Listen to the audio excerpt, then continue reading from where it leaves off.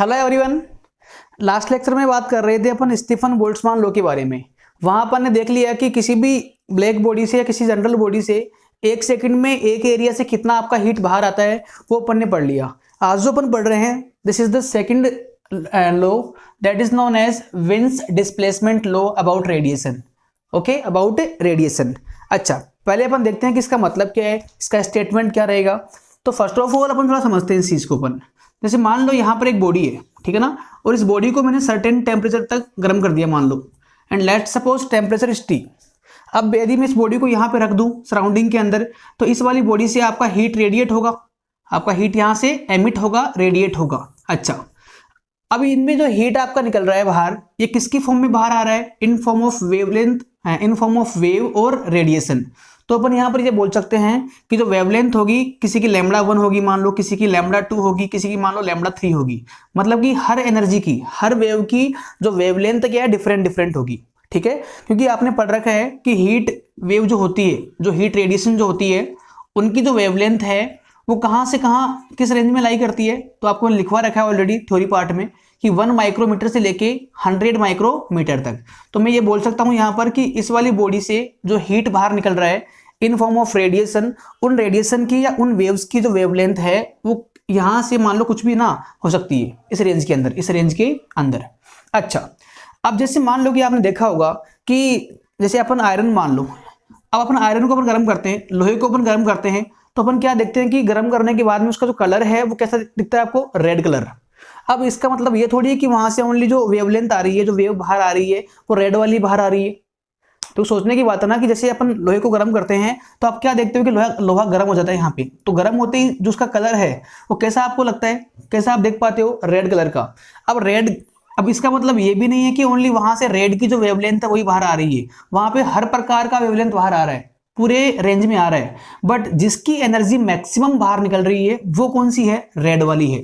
तो आपकी जो आंखें हैं वो उसी को परसीव कर पाती है जिसकी एनर्जी क्या है? मैक्सिमम है, जिसकी एनर्जी क्या है? मैक्सिमम है। ओके, अब ध्यान दो इसका मतलब क्या है।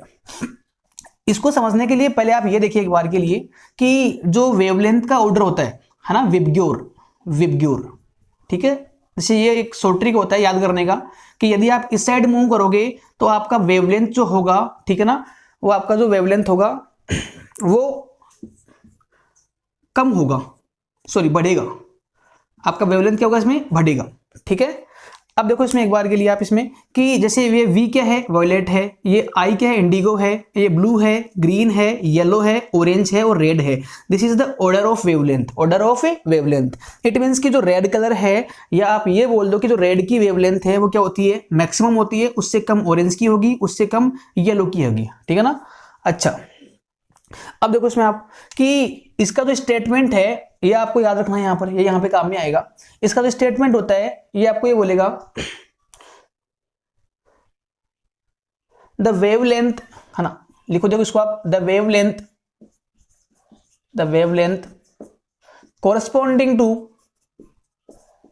corresponding to maximum energy is directly proportional to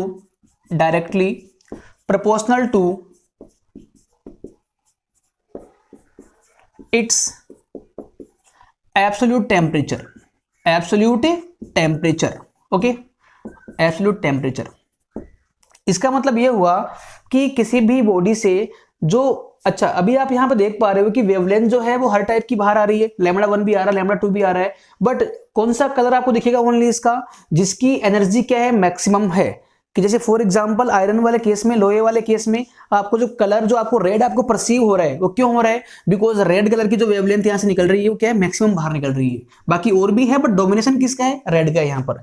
अच्छा, अब इसका जो स्टेटमेंट है विन्स लॉ का, ये आपको ये बोलता है कि जिस वाली वेवलेंथ की एनर्जी जो मैक्सिमम बाहर निकल रही है, या आप ये बोल दो जिस वेवलेंथ से एनर्जी मैक्सिमम बाहर आ रहा है वह वेवलेंथ जो होगी that is proportional to its temperature, sorry that is proportional to its, यहां पे उल्टा करना पड़ेगा आपको, that is inversely proportional to, inversely depends on its on temperature, मतलब ये हुआ कि जैसे मान लो कि लैम्डा एम जो है आपकी वह वेवलेंथ है जिससे जो आपका एनर्जी निकल रहा है वो मैक्सिमम बाहर निकल रहा है। तो जो लैम्डा मैक्स जो होगा, लैम्डा एक्ट मैक्स जो है वो उस वाली वेवलेंथ की एनर्जी है जिसका एनर्जी मैक्सिमम एमिट हो रहा है। तो रेड की बात करें तो रेड का जो वेवलेंथ होगा वो उसको हम क्या बोलेंगे, लैम्डा मैक्स बोलेंगे। That is proportional to 1/T। T is its temperature, T is its temperature, जो बॉडी का टेम्परेचर है वो टी है यहाँ पर। मतलब इसका ये हुआ कि यदि आप टेम्परेचर को राइज करोगे, यदि आप टेम्परेचर को इंक्रीज करोगे तो डेफिनेटली जो लैम्डा मैक्स होगा वो आपका कम हो जाएगा। मतलब इसका ये हुआ कि जैसे मान लो कि आपने लोहे को गर्म कर रखा है और अभी उसका जो कलर आपको परसीव हो रहा है वो मान लो कौन सा है, रेड मान लो आप।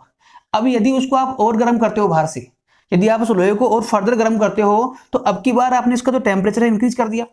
टेम्परेचर बढ़ाओगे तो जिस वेवलेंथ का कलर बाहर आ रहा है वो आपका उल्टा कम हो जाएगा। मतलब कि अब उसका जो रंग है, उसका जो कलर है वो ऑरेंज हो जाएगा।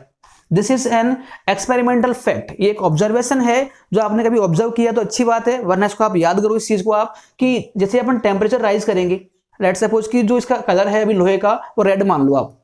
अब मैं इसको फर्दर इसको मैं हीट कर रहा हूं तो जो टेम्परेचर अपने बढ़ा दिया, इसका टेम्परेचर हम बढ़ाएंगे तो आपका जो लैम्डा है मैक्स वाला वो आपका कम हो जाएगा। ये आपका कम होने का मतलब क्या है, देखो ऑरेंज में आ जाएगा क्योंकि रेड हैज मैक्सिमम वेवलेंथ। तो यदि आपने उसका टेम्परेचर राइज कर दिया तो आपका जो वेवलेंथ जिससे एनर्जी मैक्सिमम बाहर निकल रहा है वो कम की ओर शिफ्ट हो जाएगा। दैट डिस्प्लेस इस साइड में आपका शिफ्ट हो जाएगा। तो अब जो इसका कलर आपको दिखेगा इस लोहे का वो आपको ऑरेंज दिखेगा।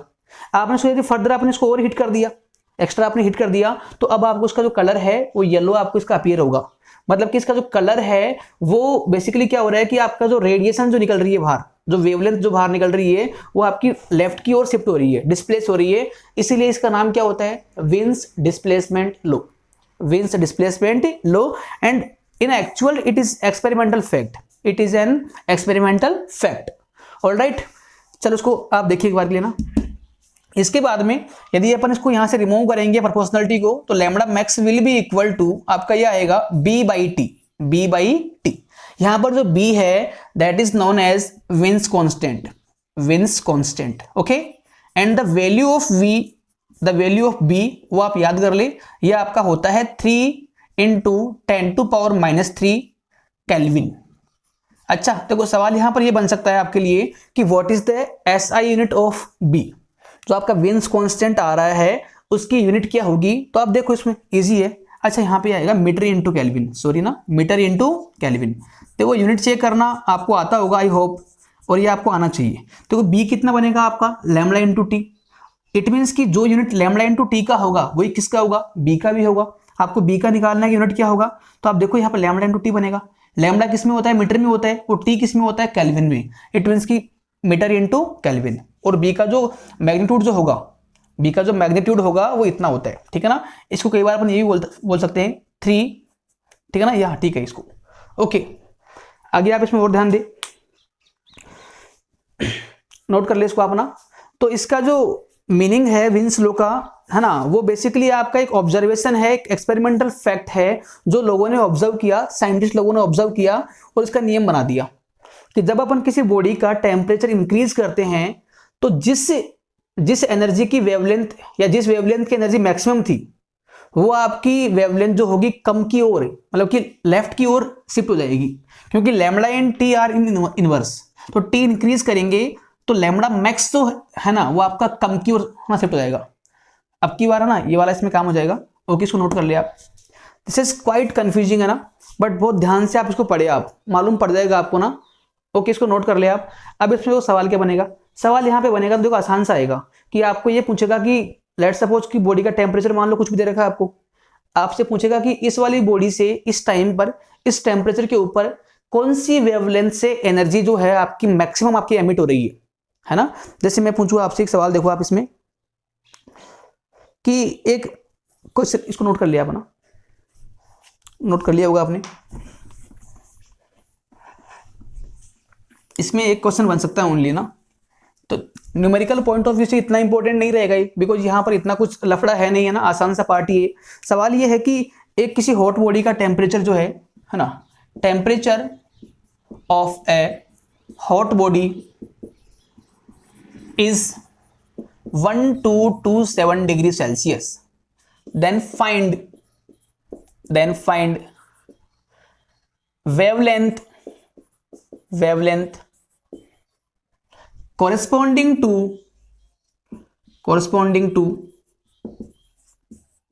Maximum energy. ठीक है, मतलब कि यदि आपको जो बॉडी का टेम्परेचर गिवन है कि इतना बोल रखा आपको, और आपको अब ये निकालना है कि इस वाली बॉडी से इस टेम्परेचर के ऊपर कौन सी वेवलेंथ से जो एनर्जी है मैक्सिमम बाहर जो निकल रही होगी। हालांकि वहां पर जो आपकी वेवलेंथ एमिट हो रही है बहुत सारी एमिट हो रही है, जो रेडिएशन एमिट हो रही है बहुत सारी हो रही है, बट ओनली विंस लॉ से अपन क्या निकाल सकते हैं, अपन ओनली वो वेवलेंथ निकाल सकते हैं जिसके कोरस्पोंडिंग आपका एनर्जी क्या है, मैक्सिमम बाहर निकल रहा है। ठीक है ना।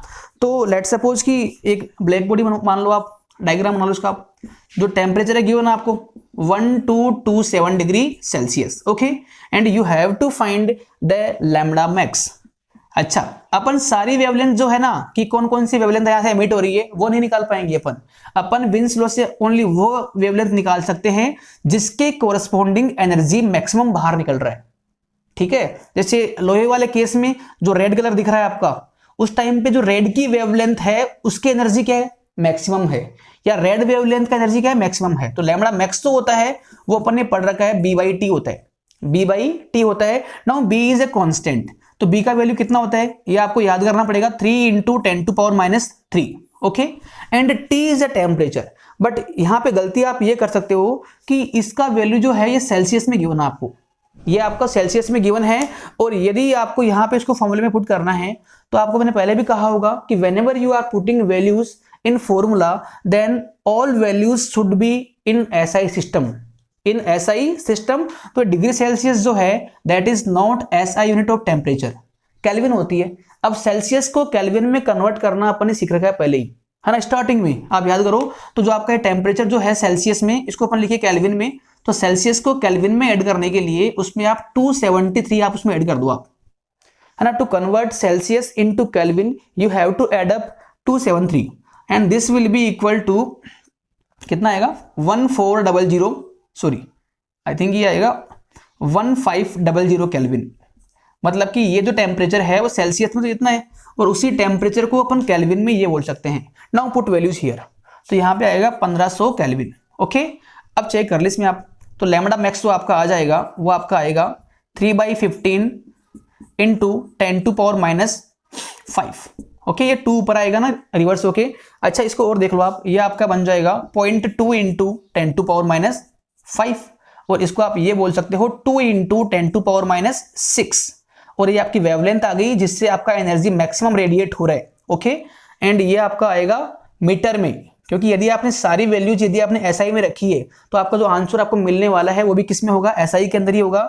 और यदि आप चाहो तो इस 10⁻⁻, इसको आप बोल दो माइक्रो, तो ये आपका आंसर आ सकता है 2 माइक्रोमीटर, 2 माइक्रोमीटर। ओके, ये कोई बड़ी बात नहीं है, ये प्रीफिक्स होता है। ठीक है ना, तो ये क्वेश्चन यहां बन सकता है। ओके, इसको आप नोट कर ले। आगे जो पढ़ने वाले हैं that will be your last topic of this chapter.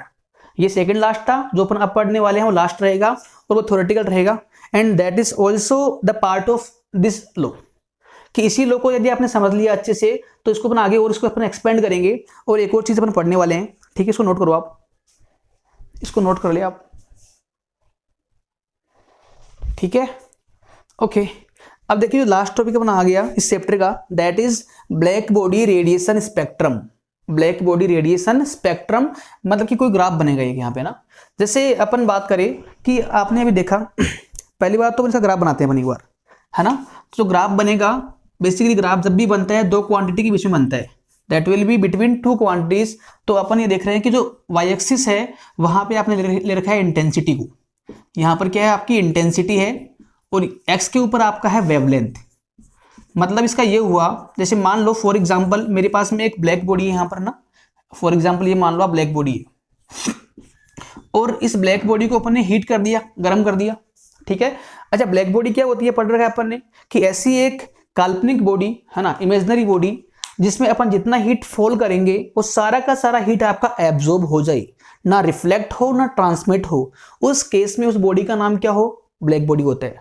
अच्छा, ब्लैक बॉडी का एक तो प्रॉपर्टी ये हो गया डेफिनेशन, एक ये भी हो सकता है कि ऐसी बॉडी जिसको हीट करे अपन, है ना, तो हीट करने पे वो अच्छे से आपकी हीट को एमिट भी करे।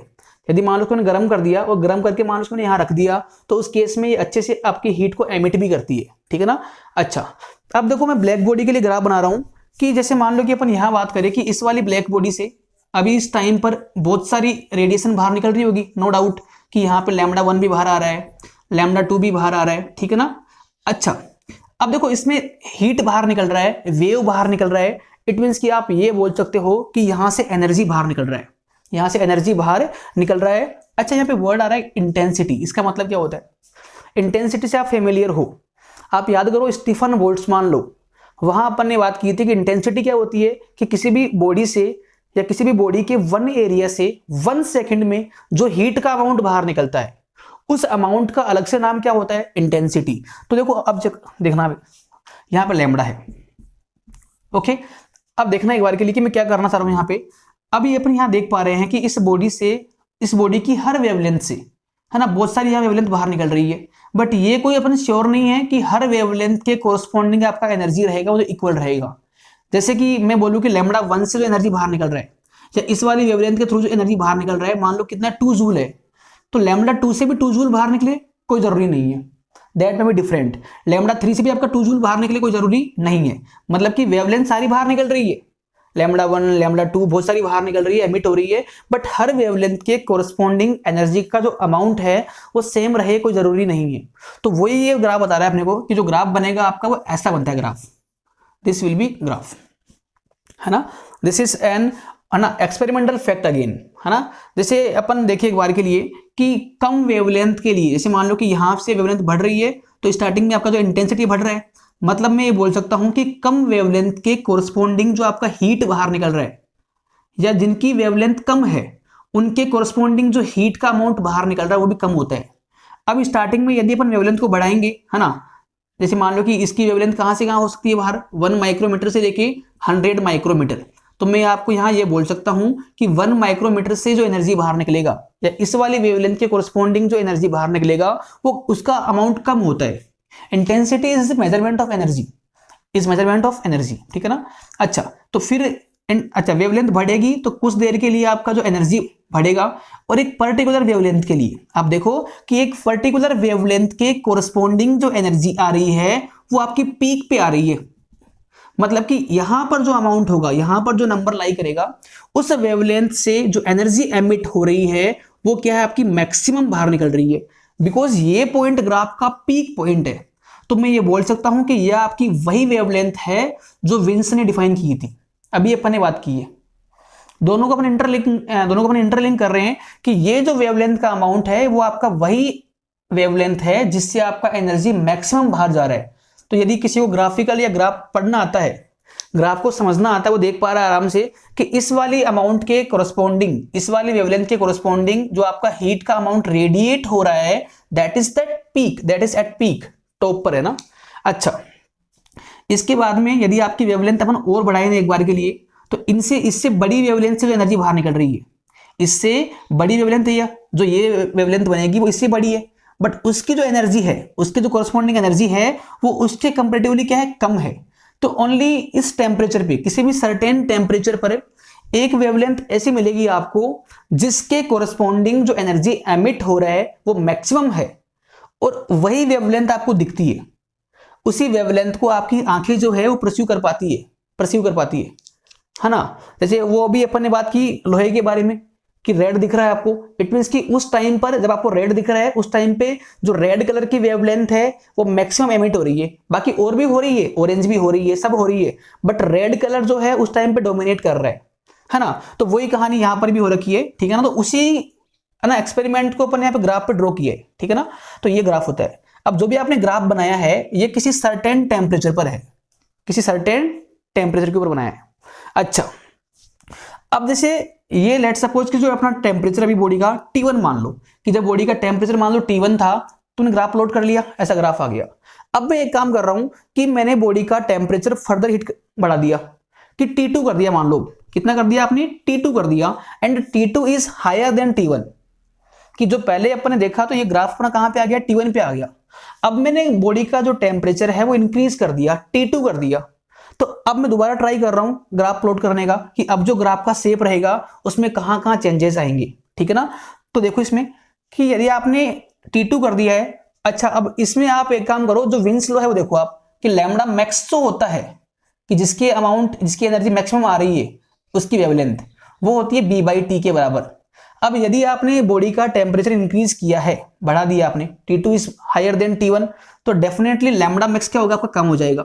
मतलब कि यदि आपको पहले इसको अपने लैम्डा मैक्स बोल रखा है, तो अब हाई टेम्परेचर पर जो लैम्डा मैक्स होगा वो कुछ पीछे आ जाएगा, that will displace towards origin. क्या मेरी बात सही है क्या? कि जैसे मान लो कि ये 1000 मीटर है ना, तो अब यदि आपने बॉडी का टेम्परेचर राइज कर दिया है, इंक्रीज कर दिया है, तो अब की बार जो आपकी एनर्जी मैक्सिमम जिससे बाहर आ रही है उसकी वेवलेंथ 1000 से कम होगी, क्योंकि टी को इंक्रीज किया है तो इसका वैल्यू कम होगा, तो वो कहीं ना कहीं 1000 के पीछे होगी, 900 के आसपास होगी। तो मतलब कि आपका अब की बार जो डिफरेंट टेम्परेचर पे जो ग्राफ बनाएंगे उसका जो पीक पॉइंट होएगा वो थोड़ा सा आपका इधर मूव कर जाएगा, कि देखो पीक पॉइंट अगर यहां पे आ गया, ये है डिफरेंट टेम्परेचर पे ग्राफ T2 के ऊपर, and it is given that T2 is more then T1। मैं एक ही बॉडी के लिए दो डिफरेंट टेम्परेचर पर intensity versus wavelength graph draw कर रहा हूं, तो ये लैम्डा मैक्स 1 मान लो और इसको आप लैम्डा मैक्स 2 मान लो आप, ठीक है ना। अब ये ग्राफ का जो पीक पॉइंट है वो लेफ्ट की ओर डिस्प्लेस क्यों हो गया, बिकॉज जो टेम्परेचर है वो हाई है। अब टेम्परेचर हाई रहेगा तो जिस वेवलेंथ से एनर्जी मैक्सिमम रेडिएट होगा वो कम हो जाएगा, और कम करने के लिए आपको इसका पीक पॉइंट जो है इस साइड में शिफ्ट करना पड़ेगा, है ना। तो दिस इज द स्पेक्ट्रम, इसको बोलते हैं spectrum, this is the black body radiation spectrum इसको ना। तो आपसे पूछे कि draw the graph for black body या draw a spectrum graph for a black body, तो आपको ये ड्रॉ करके वहां आना पड़ेगा। अब इसका कुछ कंक्लूजन है, ठीक है ना, इसके कुछ कंक्लूजन है जो कि इंपॉर्टेंट रहेंगे, वो देखिए आप एक बार के लिए। जो कंक्लूजन नंबर 1 है वो देखो आप, इसमें मैं लिखवा रहा हूं आपको, देखो पहला पॉइंट है at each temperature black body radiate A continuous heat spectrum. अब ये पॉइंट जो है वो ग्राफ को देख के मालूम पड़ रहा है। यदि आपको ग्राफ को विजुलाइज करने का आपका माइंड या आपका नॉलेज बहुत सही है ना, तो आप देख पाओगे इस चीज को। आप बताओ कि किसी भी टेम्परेचर पे, भले आप T1 की बात कर लो, भले आप यहाँ की बात कर लो, आप कि किसी भी टेम्परेचर पर जब आपने बॉडी को गर्म कर रखा है तो जहां उस टाइम पे जो हीट बाहर निकल रही है वो हीट जो है उसकी जो वेवलेंथ है वो कॉन्टिन्यूअस है। मतलब कि ऐसा नहीं है कि किसी वेवलेंथ की हीट आई नहीं बाहर। जैसे मान लो 1 से लेके 100 की बात करें अपन, तो उस टाइम पर उस बॉडी से 1 से लेके 100 तक की पूरी वेव्स बाहर आ रही है, जिनकी भी वेवलेंथ यहां से यहां लाई करती है वो सारी बाहर आ रही है। ऐसा नहीं हो सकता कि जो 2 माइक्रोमीटर वाली वेवलेंथ है वो बिल्कुल बाहर नहीं आई, ऐसा पॉसिबल नहीं है। तो डिस्क्रीट नहीं होता, ये कॉन्टिन्यूस होता है। और ग्राफ भी देख लो आप कि लैम्डा जो आप ये वाली मान लो तो इसके कोरस्पॉन्डिंग भी एनर्जी बन रही है कुछ ना कुछ, तो आप लैम्डा ये वाली देख लो आप, तो इस लैम्डा की जो कोरस्पॉन्डिंग एनर्जी है वो भी कुछ ना कुछ तो है। मतलब कि ऐसा कोई भी वेवलेंथ छूट नहीं रहा, स्किप नहीं हो रहा जिसकी एनर्जी बाहर नहीं निकल रही है।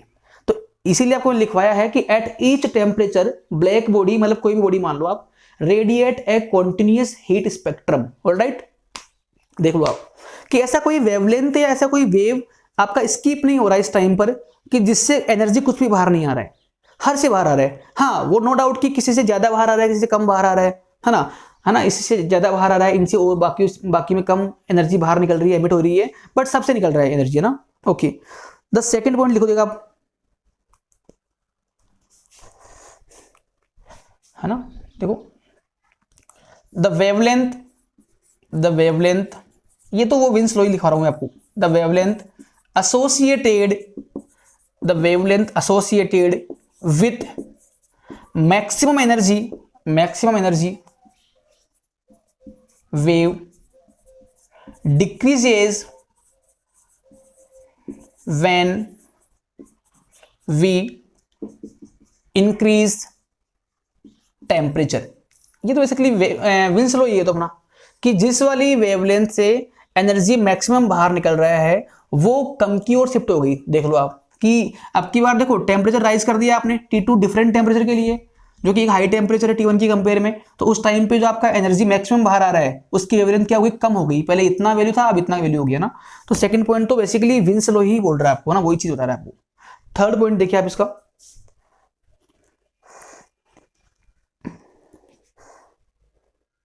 अच्छा, area under the graph, under the intensity wavelength graph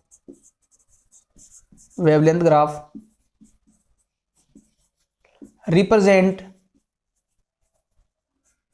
total heat radiate at that temperature, total heat radiate at that temperature. This is the last conclusion, है ना। 3 पॉइंट है, हालांकि एक आधे पॉइंट और बन सकते हैं, बट नो, मतलब कोई प्रॉब्लम नहीं है, इतना काफी। इतना देखो इसमें, area under the intensity, oh my God, I think कि आपका तो कट रहा है बिल्कुल इसमें।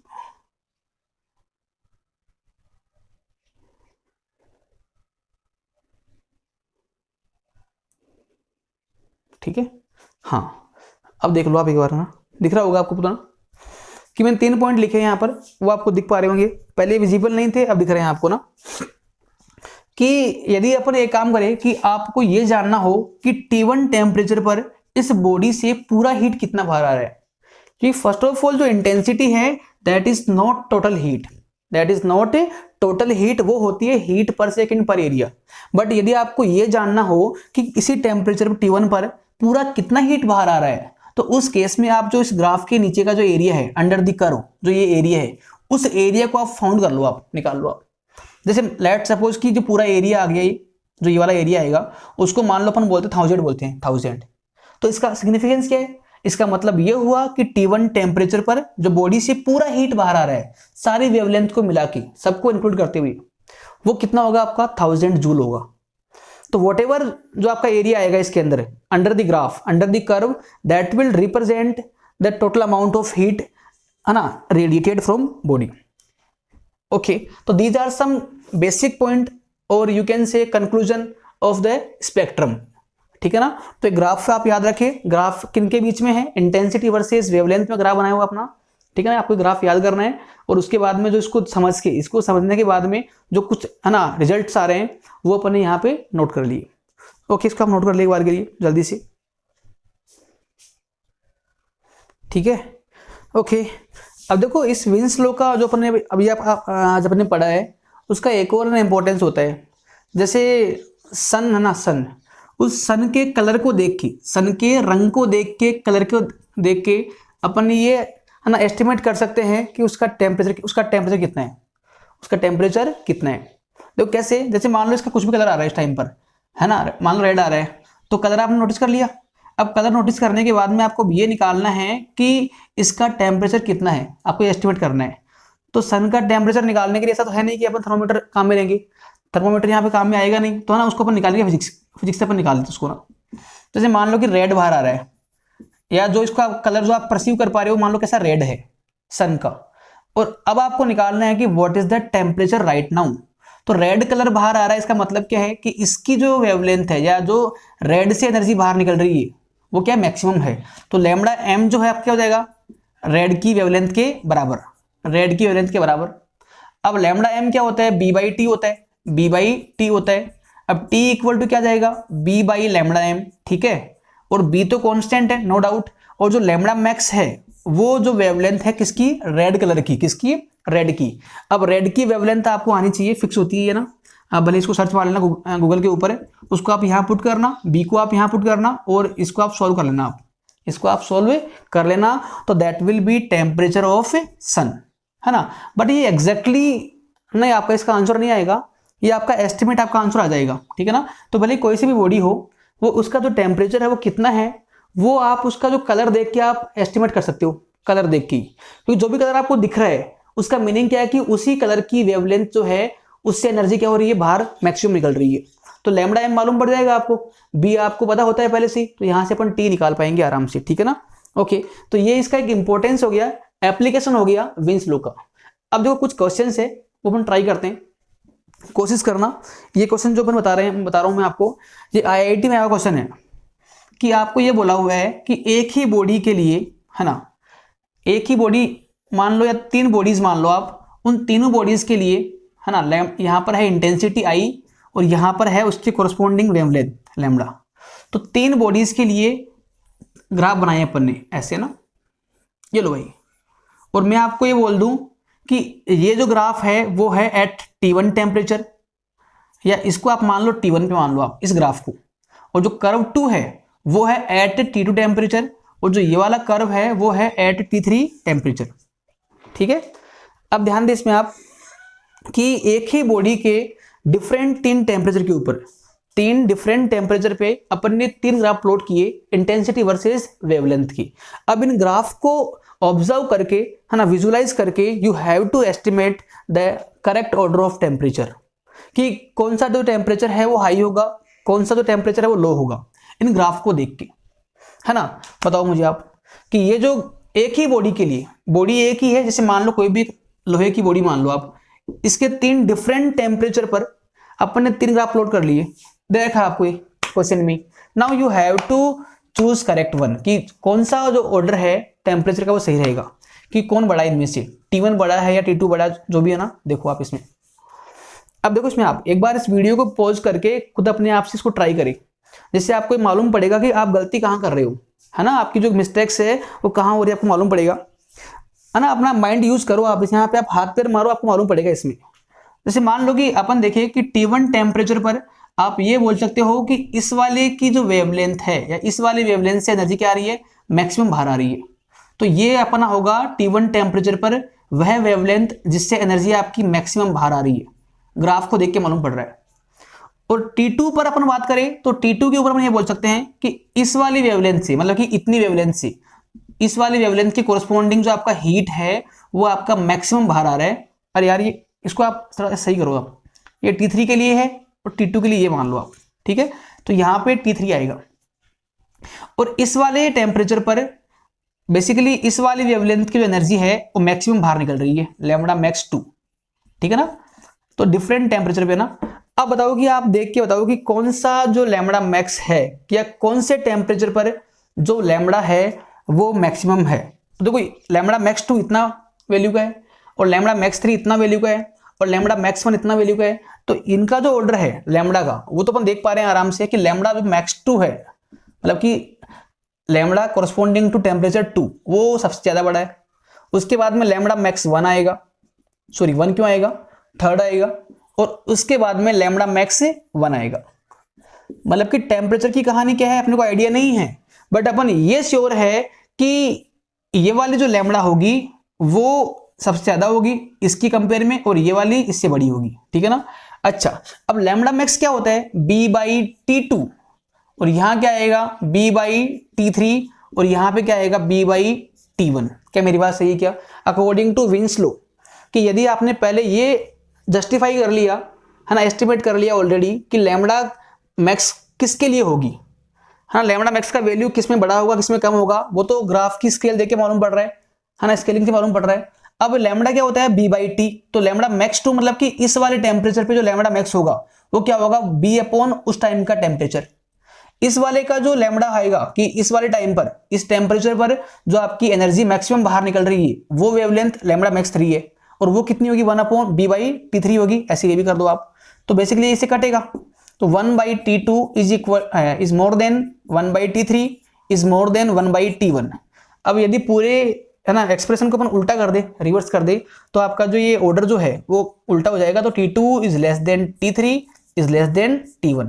तो एक्चुअल में जो T1 टेम्परेचर है वो हाईएस्ट टेम्परेचर था, T3 उससे कम था, और T2 आपका उससे भी कम था। तो वहां पे 4 ऑप्शन गिवन थे आपको, उन चारों ऑप्शन में जो ऑप्शन आपका इससे मैच कर रहा है that will be correct one, that will be correct one.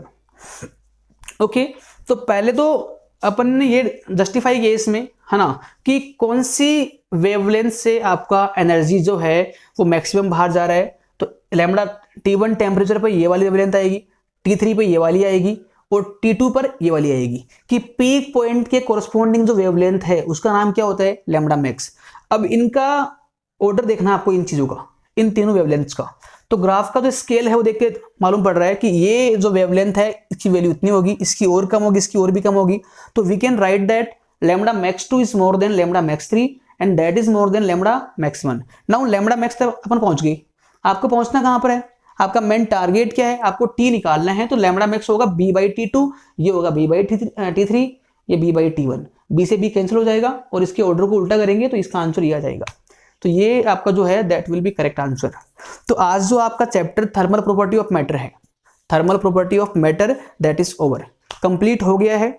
एक बार के लिए इसको मैं दोबारा रिकैप कर रहा हूँ, बता रहा हूँ आपको आपने क्या पढ़ रखा है अब तक। आपने स्टार्टिंग की थी है ना कि डेफिनेशन ऑफ टेम्परेचर और हीट क्या होता है। उसके बाद में जो उनकी स्केल्स हैं कि सेल्सियस, केल्विन, फ़ारेनहाइट, उनमें रिलेशन क्या होता है, अपन ने ये बात की थी।